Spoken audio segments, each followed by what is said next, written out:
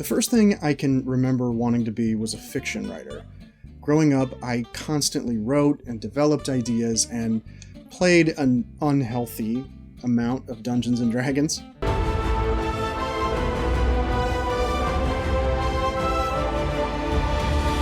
In the early 2000s, when my friends and I got our hands on digital cameras, I funneled my passion for writing into filmmaking. I love both mediums, and I constantly feel compelled to develop in each. Over the years, I earned an MFA in digital cinema, made a handful of shorts, a feature film, and got published in several anthologies. Things naturally slowed down with the emergence of COVID, but last year I developed a short story meant to knock the rust off and strengthen my resume, both as a horror author and a filmmaker.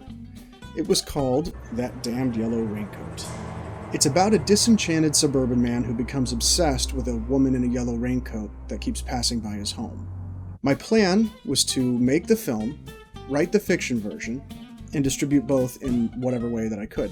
By adopting a cross-media distribution strategy, I hope to have more opportunities to talk about my story, raise awareness, and connect it to a larger community. And as of shooting this, I feel like That Damned Yellow Raincoat was a massive success. Over the course of a year, I shot the film, got it into festivals, and got the fiction version published in a magazine. Here I will share the steps I took, the strategies I used, and what I plan to do with the story in the future. Hopefully, it'll either give you some ideas for your own work, or make you say, hell no, I'm not doing that. First, I wrote that damned yellow screenplay. It was 8 pages long. I committed to only using one location, the house of valued friends who understood what it meant to let a film crew through the front door. The story was small in scope. It was something I could film in a single day with 3 actors. Even with a small casting crew, logistics can be a beast. I didn't want things to go haywire in terms of scheduling. I got the casting crew through my contact network that I developed over the years, so no casting call. I knew what experience they brought to the table, and I was confident they would be fantastic. And they were. Next, I shot the short film. Again, 1 day of production. It was essential to keep the scope small. I've been a part of many projects that took years to complete, and I wanted That Damned Yellow Raincoat to be something I could wrap up and push out to the world in a reasonable amount of time. I knew the post-production process would take longer than usual because I was doing all of the VFX myself. I didn't mind, and it was a fun few months of learning. Before we started shooting, I had a game plan, or a YouTube tutorial, for every effect I wanted to try. While I was editing the film, I wrote the fiction version. It was interesting to go from the screenplay to the actors' performances and then back to the page, and I enjoyed writing the prose and hearing their voices while I did that, but for my next project, I think I'd reverse the process and finish the fiction first. Actors do a lot of work to create a character's life outside the page, and most of the time a screenplay format doesn't allow for much inner dialogue.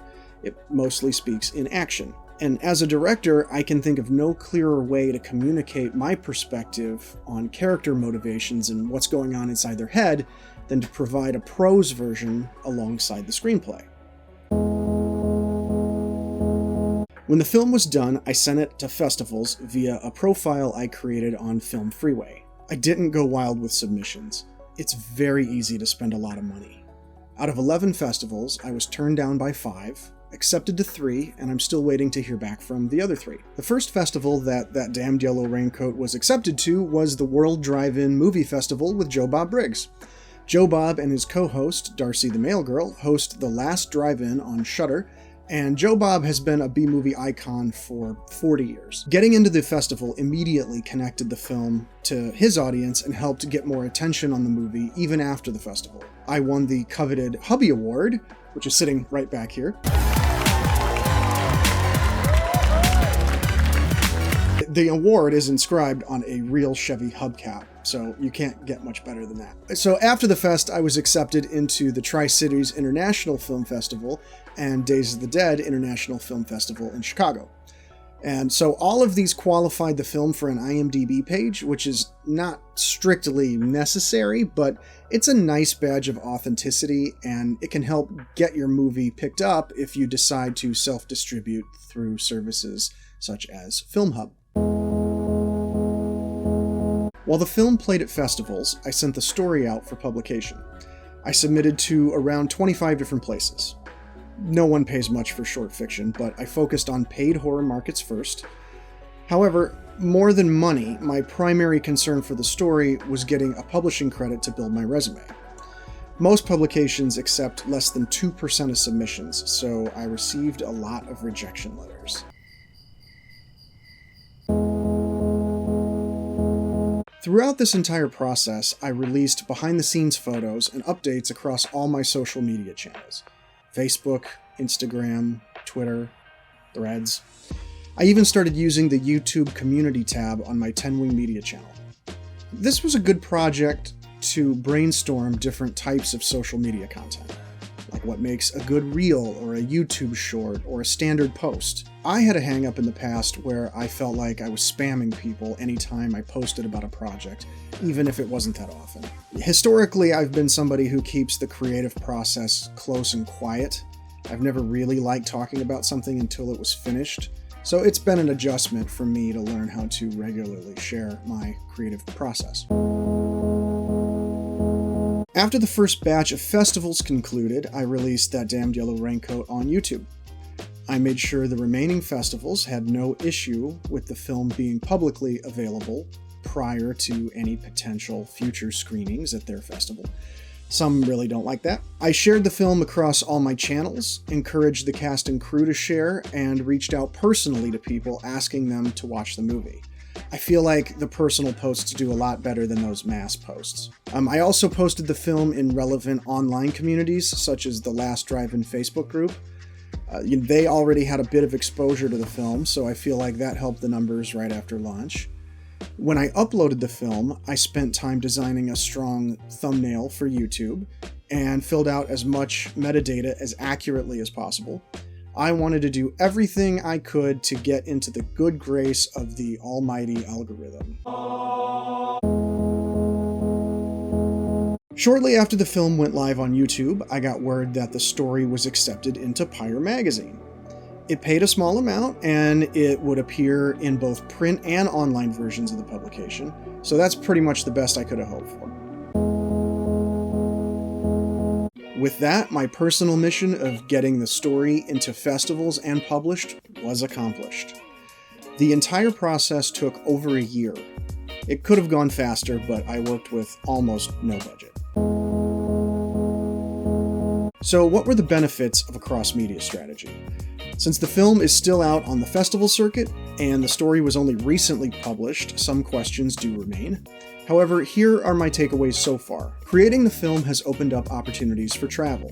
At this stage in my filmmaking career, I'm not looking to run off to Hollywood, but I do enjoy traveling to film festivals and conventions, and interacting directly with fans who are into the same things I am. The film version gave me a good reason to be in those places with something of my own to talk about.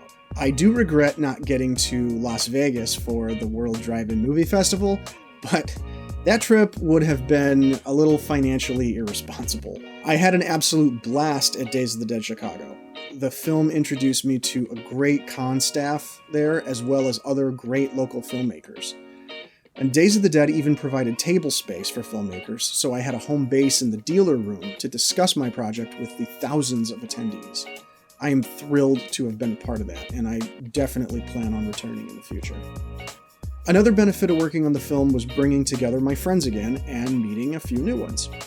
I feel like the best way to be an indie filmmaker is to grow a network you respect.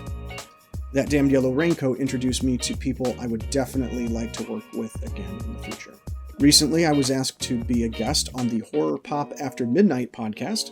I was given the opportunity to discuss the story and connect with that audience.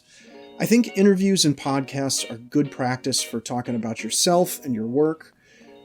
Some writers, myself included, haven't always been great at that. Right now, I believe YouTube is the future of self-distribution for indie filmmakers, and I think it could have a role to play for authors as well. I was able to use both the film and the story to continue building my YouTube channel. It is a very slow process, but releasing the film, behind-the-scenes bits, and short clips have led to an increase in subscriber count and watch hours. Lastly, I'm now able to list Pyre magazine among my publishing credentials on my resume and future cover letters. It does help the appearance of professionalism when you can point out that someone has valued your work enough to purchase it. It's just another building block in the author profile. So where do I go from here? The author contract I signed with Pyre ties up the story for 6 months. After that, I plan to self-publish it and release the audiobook. I hope to have that ready sometime around May or June of 2024. My film festival run hopefully won't conclude until the end of 2024.